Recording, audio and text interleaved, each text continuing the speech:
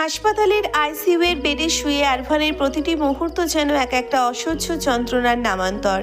শরীরের ভেতরে মরণ ব্যাধির কামড় আর মনে আয়াতের হারানোর তীব্র শঙ্কা দুয়ে মিলে তাকে অস্থির করে তুলছে। সে একের পর এক আয়াতের ফোনে কল দিচ্ছে, কিন্তু ওপাশ থেকে যান্ত্রিক কণ্ঠস্বর বারবার বলছে সংযোগ দেওয়া সম্ভব হচ্ছে না। এলিনা চৌধুরীর বাড়ি থেকে হাসপাতালের এইটুকু রাস্তা আসাতে এত সময় লাগার কথা নয়। আরফানের দুশ্চিন্তা এখন আকাশ ছুঁয়েছে। পাশে ফারহান কাচুমাচু মুখ করে বসে আছে। সে বুঝতে পারছে আরফানের শান্ত চোখের আড়ালে এক প্রলয়ঙ্কারী ঝড় দানা বাঁধছে। তার কেন্দ্রবিন্দুতে সে নিজেই, কারণ সেই বুক ফুলিয়ে বলেছিল আয়াত একা রাস্তা চিনে একবার যেহেতু এসেছে এবারও চলে আসতে পারবে। কিন্তু সময় যত গড়াচ্ছে আরফানের চোখের চাহনি তত ধারালো হচ্ছে। আরফান কোনো কথা বলল না। ওর চোয়াল শক্ত হয়ে উঠল। আকস্মিকভাবে সে নিজের হাতের স্যালাইনের ক্যানুলাটা এক ঝটকায় টেনে খুলে ফেলল। নীলচে শিরা দিয়ে রক্তের ধারা গড়িয়ে পড়ল সাদা চাদরে। কিন্তু তার ভ্রুক্ষেপ নেই। ফারহান আটকে উঠে দাঁড়িয়ে পড়ল। আরে কি করছিস কি তুই এভি? পাগল হয়েছিস? আরফান অক্সিজেন মাস্কটা খুলে সরিয়ে দিল। ফারহানের দিকে এক পলক জ্বলন্ত চোখে তাকাতেই ফারহান কথা হারিয়ে ফেলল।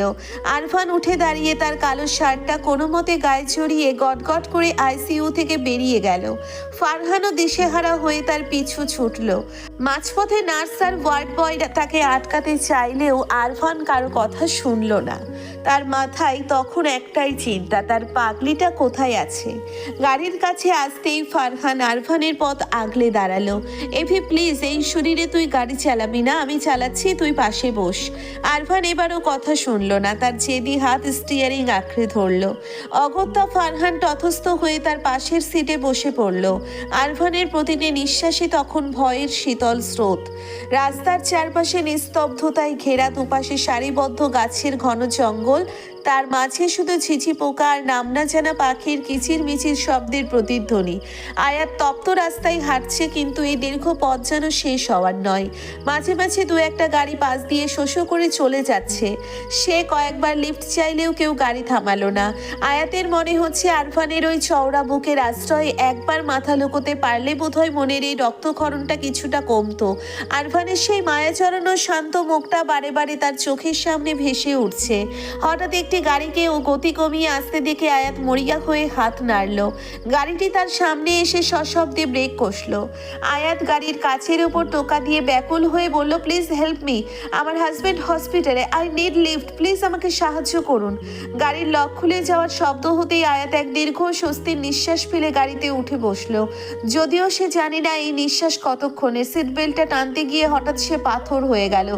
স্টিয়ারিংয়ে হেলে দিয়ে একপাশে গা পাকিয়ে কুৎসিত হাসিতে তাকিয়ে আছে শাহরিয়ার।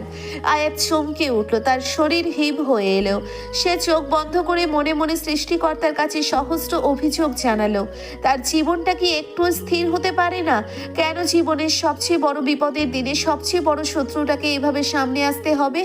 আয়াত পাশের দরজা ঠেলে বের হতে গেল, কিন্তু দেখলো দরজা ভেতর থেকে লক করা। সে বিরক্তি আর ঘৃণা নিয়ে চিৎকার করে উঠল, শাহরিয়ার ভাইয়া, আপনার সাথে তর্ক করার মতো মানসিক শক্তি আজ আমার নেই, দয়া করে ডোরটা খুলুন।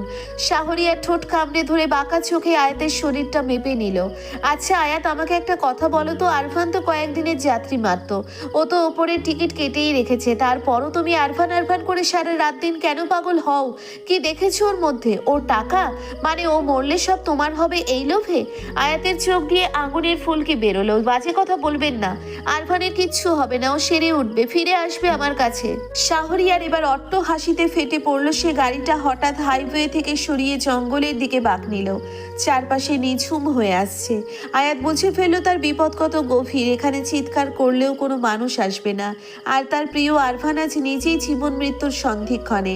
আয়াত আকুতি করে বলল, শাহরিয়ার ভাইয়া গাড়ি থামান, আমাকে আজ অন্তত হাসপাতালে যেতে দিন, জীবনের শেষ মিনতি করছি আপনার কাছে। আয়াত, আমি যে বছরের পর বছর তোমার পিছু পিছু কুকুরের মতো ঘুরেছি সেটা তুমি দেখোনি? শাহরিয়ারের কণ্ঠস্বর তখন উগ্র কামনার ছাপ। কোনো পুরুষ তোমার দিকে তাকালে তাদের চোখ উপড়ে দিতে ইচ্ছে করতো আমার। সেখানে আরভান না কিছু না করে না চেয়েই সব পেয়ে গেল। আরভান তো শুধু তোমার স্বামী হিসেবে অধিকার খাটিয়েছে, কিন্তু তোমাকে দেখে যে তৃষ্ণা আমি বয়ে বেড়াচ্ছি তা তো কেউ বুঝবে না। যে আমি আগলে রেখেছি মনে মনে, তা হঠাৎ অন্য কেউ এসে ভোগ করবে, আমি তা হতে দেব না। এই শরীরের উপর শুধু আমার অধিকার, অন্য কারো না। হঠাৎ বনের মাঝখানে গাড়িটি থেমে গেল। আয়াত যখন গাড়ির ডোর খুলতে ব্যস্ত, ঠিক তখনই আয়াত কিছু বুঝে ওঠার আগেই শাহরিয়ার এক হিংস্র ক্ষিপ্রতায় আয়াতের ওপর ঝাঁপিয়ে পড়ল। শুরু হলো এক তীব্র ধস্তাধস্তি। আয়াত অপ্রস্তুত থাকলেও মুহূর্তের মধ্যে নিজের সর্বশক্তি দিয়ে প্রতিরোধ করার চেষ্টা করলো। সে জানে একজন শক্তিশালী পুরুষের সাথে সে শক্তি দিতে পারবে না, কিন্তু নিজের মর্যাদা আর আরভানের দেওয়া পবিত্র স্পর্শকে সে কখনোই কলুষিত হতে দেবে না। শাহরিয়ারের আঙ্গুলের নখের আঁচড়ে আয়াতের নরম ত্বক ছিলে গেল। তীব্র জ্বালায় সে কোকিয়ে উঠল। শাহরিয়ার আয়াতের কানের কাছে মুখ নিয়ে কামড়ে ধরল। সেখান থেকে গল গল করে রক্ত গড়িয়ে পড়তে লাগলো। ব্যথায় আয়াত কুকড়ে গেলেও পরক্ষণে এক প্রবল শক্তিতে শাহরিয়ারকে ধাক্কা দিয়ে সরিয়ে দিল। আয়াত সেই সুযোগটা হারালো না। সে পায়ের হিলটা খুলে নিয়ে সে এলোপাথারি মারতে শুরু করলো শাহরিয়ারকে। এক লহমায় দোবলা পাতলা মেয়েটা যেন রণরঙ্গিনী হয়ে উঠল। শাহরিয়ার সামলাতে না পেরে কিছুটা পিছিয়ে যেতেই আয়াত গাড়ির দরজা খুলে হুমড়ি খেয়ে বাইরে বেরিয়ে এলো। শাহরিয়ার আয়াতের শাড়ির আঁচল টেনে ধরলেও আয়াত নিজের ইজ্জতার প্রাণ বাঁচাতে শাড়ি ছাড়াই এক দৌড়ে হাইওয়ের দিকে ছুটে চলল। শরীরের তীব্র জ্বালা আর পায়ের হাড় ভাঙা যন্ত্রণা নিয়ে কোনো মতে সে পিচ ঢালা মেইন রাস্তায় এসে হুমড়ি খেয়ে পড়ল। ঠিক তখনই একটা গাড়ি তীব্র গতিতে তার সামনে এসে দাঁড়ালো। হেডলাইটের আলোতে আয়াতের চোখ ধাঁধিয়ে গেল। গাড়িটি তাকে উড়িয়ে দিবে ভেবে সে চোখ বন্ধ করে ধপ করে মেঝেতে বসে পড়ল। কিন্তু গাড়িটি আয়াতের থেকে কয়েক সেন্টিমিটার দূরেই সশব্দে থেমে গেল। গাড়ি থেকে এক দীর্ঘদেহী বলিষ্ঠ শরীরের পুরুষ দ্রুত বের হয়ে এলো। তার স্থির দৃষ্টির সামনে পড়ে থাকা বিধ্বস্ত আয়াতের উপর নিবদ্ধ। আয়াত কাঁপা কাঁপা মাথা তুলে তাকাতেই তার সব প্রতিরোধ ভেঙে চুরমার হয়ে গেল। তার নিজের সবটুকু সম্বল দিয়ে গড়া সেই চেনা শরীরটাকে সামলে দেখে সে আর নিজেকে ধরে রাখতে পারল না। পাগলের মতো সেই বুকটার মাঝে নিজেকে শক্ত করে চেপে ধরল। পায়ের কম্পনের কারণে সে দাঁড়িয়ে থাকতে পারছিল না। পড়ে যেতে নিলেই আরভান তাকে দুহাতে চাপটে ধরে নিজের কোল ঘেঁষে বসে পড়ল। আরভান অস্থির হয়ে আয়াতের ক্ষত বিক্ষত মুখটা হাতে রাজলাই নিল। তার কণ্ঠস্বর কাঁপছে। কি হয়েছে আয়াত? কে করেছে এটা? আয়াত কম্পিত আঙ্গুলে বনের অন্ধকারের দিকে ইশারা করে শুধু বলতে পারলো শাহরিয়ার। আরভান দাঁতে দাঁত চেপে আয়াতকে পাছা কুলে করে আরো শক্ত করে নিজের বুকের মাঝে চেপে ধরল। তার চোখ দিয়ে আগুনের স্ফুলিঙ্গ বের হচ্ছে। সে আয়াতের কপালে মাথা ঠেকিয়ে ফিসফিস করে বলল, কিচ্ছু বলতে হবে না, চুপ করো, আমি এসে গেছি তো, চুপ করো, সব ঠিক হয়ে যাবে। আরভান তাড়াহুড়ো করে নিজের গায়ের শার্টটা খুলে ফেলল। শাহরিয়ারের দেওয়া সেই বিষাক্ত আছড়ে ক্ষত বিক্ষত আয়াতকে নিজের শার্ট দিয়ে আবৃত করে পরম মমতায় বুকের সাথে জড়িয়ে ধরে বসে রইল। ফারহান গাড়ি থেকে পানির বোতল নিয়ে এলো। আয়াতকে ওভাবে দেখে ফারহানের নিজের ভেতরেও তীব্র অনুশোচনা হচ্ছে। বুকটা ফেটে যাচ্ছে যন্ত্রণায়। সে তো আয়াতকে নিজের বোন বলে দাবি করে, অথচ নিজের বোনকে প্রোটেক্ট করার যে দায়িত্ব ছিল তার, সেটার কথা সে একবারও ভাবেনি। আজ তার সামান্য ভুলের জন্যেই মেয়েটার এই অবস্থা। আরভানের চোখ তখন রাগে আগুনের মতো জ্বলছে, তবে সে নিজের চিরচেনা সেই শান্ত ও শীতল রূপটা আয়াতের সামনে ধরে রাখল। ফারহানকে চোখের ইশারায় কিছু একটা বলতেই ফারহান মাথা নিচু করে সাই দিল। সে নিজের ফোন বের করে কাউকে কল দিতে দিতে বনের অন্ধকার পথে হাঁটতে শুরু করলো। আরভানের সেই শান্ত চাউনির আড়ালে শাহরিয়ারের জন্য কোনো ভয়াবহ মৃত্যু অপেক্ষা করছে, তা ফারহান ভালো করেই জানে। আরভান আয়াতকে পাছাখোলা করে গাড়ির পেছনের সিটে নিয়ে বসলো। নিজের কোলের ওপর আয়াতকে আগলে রেখে বসে রইল সে। আয়াতের শরীর এখনো আতঙ্কে কাঁপছে। সে আরভানকে শক্ত করে জড়িয়ে ধরে রেখেছে। মুখটা তার চওড়া বুকের মাঝে লুকিয়ে জোরে জোরে নিঃশ্বাস নিয়ে নিজেকে সামলে নেওয়ার চেষ্টা করছে। আয়াতের হাতের প্রতিটি আঁচড়ের ওপর আরভান নরম হাতে হাত বোলালো। কানের কাছে অবাধ্য চুলগুলো সরিয়ে দিতেই ওর চোখ রক্তবর্ণ ধারণ করলো। শাহরিয়ারের দাঁতের চিহ্ন আয়াতের নরম ত্বকে বিষের মতো বিঁধে আছে। আরভান চোখ বন্ধ করে কয়েকটা দীর্ঘশ্বাস নিল। তারপর সেই ক্ষতে রক্তের ওপর নিজের ওষ্ঠের কোমল ছোঁয়া দিতে শুরু করলো, যেন নিজের পবিত্র স্পর্শ দিয়ে ওই নোংরা চিহ্নগুলো মুছে দিতে চায়। আরফান আরো শক্ত করে আয়াতকে জড়িয়ে ধরলো। আরফান গাড়ির ফার্স্ট এইড বক্স থেকে অ্যান্টিসেপটিক তুলা বের করে আয়াতের গলার সেই নখের আঁচড়গুলো পরিষ্কার করতে করতে ধরা গলায় বলল, ধন্যবাদ আয়াত, আজকে আমি তোমার কাছে চিরঋণী হয়ে রইলাম। তুমি নিজের সাথে লড়াই করেছো, নিজেকে কোনো হায়েনার কবলে হারিয়ে যেতে দাওনি। I am proud of you Ayat. আয়াতের গলার উপর আরফানের নরম হাতের স্পর্শ পেয়ে সে চোখ বন্ধ করে নিল। কয়েকটা দীর্ঘশ্বাস নিয়ে সে যখন শান্ত হতে চাইল, আরফান আয়াতের সেই ক্ষতগুলোর ওপর নিজের ঠোঁটের কোমল ছোঁয়া দিতে শুরু করলো। আয়াত আবেশে আরফানকে আরো শক্ত করে জড়িয়ে ধরলো, কিন্তু মুহূর্তেই তার মনে পড়ে গেল আরফানের সেই মরণ ব্যাধির কথা। সে চট করে আরফানের মুখোমুখি হয়ে ওর গাল দুটো দুই হাতে আঁকড়ে ধরলো।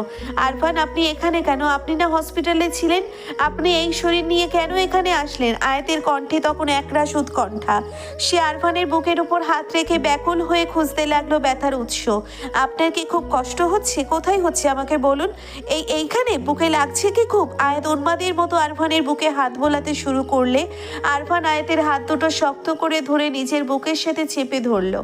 আয়াত মৃদু আর্তনাদ করলো। তার শরীরে তখন শাহরিয়ারের সেই ধস্তাধস্তির ব্যথা বিষের মতো বিচ্ছে। আরফান হাতের বাঁধন কিছুটা ঢিলা করলেও আয়াত তাকে ছেড়ে না দিয়ে আগের মতোই বিলাপ করতে শুরু করলো। আয়াত ডুকরে কেঁদে উঠলো। এভাবে কেন আসলেন আরফান, কেন? আরফান তাকে থামাতে নিজের ওষ্ঠদয় দিয়ে আয়াতের ঠোঁট ছোড়া দখল করে নিল। আয়াত ফুপিয়ে কাঁদছে। তার মনের হাজারো প্রশ্নের উত্তর জানার জন্য সে তখন অস্থির। দীর্ঘক্ষণ পর আরফান যখন ওকে ছেড়ে দিল, আয়াতের চোখে তখন নোনা জল। আরফান ঠোঁট সরিয়ে আয়াতের চোখের দিকে তাকিয়ে শান্ত স্বরে বলল, শান্ত হন মিসেস, আপনার আরফান আপনার কাছেই আছে। দেখুন আমি একদম সুস্থ আছি। এভাবে আপনি কেন হসপিটাল থেকে চলে আসলেন? আপনার যদি কিছু হয়ে যেত? আয়াত কাঁদতে কাঁদতে অভিযোগ করলো, তোমাকে হারানোর ভয় যে আমার নিজের মৃত্যুর ভয়ের চেয়েও বেশি বড় ছিল আয়াত। আমি তো আপনার কাছেই যেতাম আরফান, যে কোনো উপায়ে আমি আপনার কাছেই পৌঁছাতাম। কিন্তু আপনার যদি মাঝপথে কিছু হয়ে যেত তবে আমার কি হতো? আপনি কেন এত পাগল আরফান? আরফান আয়াতের কপালে একটা দীর্ঘ তৃপ্তির চুমু দিয়ে বলল, তোমার জন্য। আমি তো চাইনি আপনি আমার জন্য এতটা পাগল হন। দুর্ভাগ্যবশত তুমি চাওয়ার অনেক আগেই আমি পাগল হয়ে গেছি আয়াত। আরফান আয়াতের কানের লতি থেকে চিবুক পর্যন্ত লেগে থাকা রক্তের দাগটুকু পরম মমতায় মুছে দিয়ে সেখানে নিজের ঠোঁট রাখল, যেন এই বিষাক্ত ছোঁয়াটুকু নিজের পবিত্র স্পর্শ দিয়ে ধুয়ে দিতে চাইছে। সে কঠোর স্বরে বলল, পৃথিবীর সকল বিষাক্ত মানুষদের আমি দেখে নেব, তুমি শুধু আমার হয়ে থাকো আয়াত। আয়াত আরফানের ঘাড়ের কাছে মুখ গুজে আরো নিবিড়ভাবে ওকে জাপটে ধরলো। আরফান ওর কানের কাছে ফিসফিস করে বলল, ভালোবাসি মিসেস, আপনাকে ভীষণ ভালোবাসি। আয়াতের চোখ দিয়ে সুখের তপ্ত অশ্রু ঝরে পড়লো। কতগুলো দিন শুধু আরফানের মুখ থেকে এই একটি বাক্য শোনার জন্য ও চাতক পাখির মতো চেয়েছিল। আর আজ যখন হারানোর তীব্র ভয় ওকে গ্রাস করেছে, তখন সেই অমূল্য বাক্যটি ওর কানে এলো। আয়াত হাপস নয়নে কাঁদতে কাঁদতে বলল, মিথ্যে, সব মিথ্যে, আপনি বড্ড মিথ্যুক আরফান। কেন এমন করলেন? কেন আমার জীবনে এলেন? কেন আমাকে অন্ধকারে রেখেছিলেন? কেনই বা নিজেকে এভাবে শেষ করে দিচ্ছিলেন? আমি তো তোমাকে আমার করে নিতে চাইনি আয়াত, আমি তো তোমাকে মুক্তি দিতে চেয়েছিলাম, যাতে আমার সাথে তোমার জীবন নষ্ট না হয়। কিন্তু তুমিই তো আমাকে মায়ার ডোরে বেঁধে ফেলেছিলে। তাহলে সেই মায়াটাকে এভাবে একা ফেলে যেতে চান কেন? আপনার কি আমার উপর একটুও মায়া হয় না আরফান? আমার জীবনে আপনার জায়গা যে কোথায় তা আপনি এখনো বুঝতে পারছেন না। আমি আপনাকে নিয়ে একটা সুখী সংসারের স্বপ্ন দেখেছিলাম। আপনি বলেছিলেন আপনি সারা জীবন আমার সাথে থাকবেন, বৃদ্ধ হওয়া পর্যন্ত পাশে থাকবেন। তাহলে কেন আরফান, কেন নিজের জীবন নিয়ে এভাবে হেলাফেলা করলেন? কেন একবারও আমার কথা ভাবলেন না? রিল্যাক্স আয়াত, শান্ত হও। কিসের রিল্যাক্স আরফান? আপনি তো জানতেন আমি এতিম, আমার কেউ নেই আপনি ছাড়া। তাহলে কেন আপনি বারবার অপারেশন করতে অমত দিচ্ছেন? আপনার কি আমার জন্য একটুও কষ্ট হয় না? আপনার কিছু হলে যে আপনার এই মিসেসও মরে যাবে আরফান। এসব কথা কখনো মুখে আনবে না। আমি কোথাও যাব না, তোমার সাথেই থাকবো। তাহলে হসপিটালে চলুন আরফান, আমরা অপারেশন করাবো। আমি আর এক মুহূর্তও ঝুঁকে নিতে দিব না। আয়াত, অপারেশন বললেই হয় না, অনেক জটিলতা আছে। আপনি আবার অজুহাত দিচ্ছেন। আপনার বাবা মা কি করেছেন তার শোধ কেন আপনি আমার উপর তুলছেন? আমি তো কোনো অপরাধ করিনি, আমি তো শুধু আপনাকে নিজের জীবনের চেয়েও বেশি ভালোবেসেছি। আরফান, আমার দিকে ভালো করে তাকান, দেখুন আমাকে, চলুন না আমার জন্য। আপনার এই নিরুপায় মিসেসের দিকে তাকিয়ে একবার রাজি হন। আরভানের আর সহ্য হলো না। আসলে সে আমেরিকায় অপারেশনের সব ব্যবস্থা করছিল এবং ভেবেছিল আয়াতকে কিছু জানাবে না, কিন্তু মাঝখানের এই দুর্ঘটনা আর মিডিয়ার বাড়াবাড়িতে সব জানাজানি হয়ে গেল। আয়াতের এই বুক ফাটা আর্তনাদ দেখার পর সে আর না করতে পারলো না। সে আয়াতকে জড়িয়ে ধরে বলল, ঠিক আছে আয়াত, করব অপারেশন, তোমার জন্যেই করব। ঠিক তখন আরভানের ফোনটা বেজে উঠল। স্ক্রিনে ফারহানের মেসেজ জলজল করছে, পেয়ে গেছি ওকে। আরভান আয়াতকে বুকে জড়িয়ে রেখে টাইপ করলো, আমি আসছি, আগে আয়াতকে সামলে নিই, ওকে আপাতত দেখে রাখ। আরভান আয়াতকে বুকের সাথে মিশিয়ে রেখে গাড়ি স্টার্ট দিল। আয়াত আরভানের বুকের মাঝে নিস্তেজ হয়ে পড়ে রইল। এমনভাবে তার বুকের সাথে মিশে রইল যেন আরভানের প্রতিটি হৃদস্পন্দন গুণে রাখছে সে।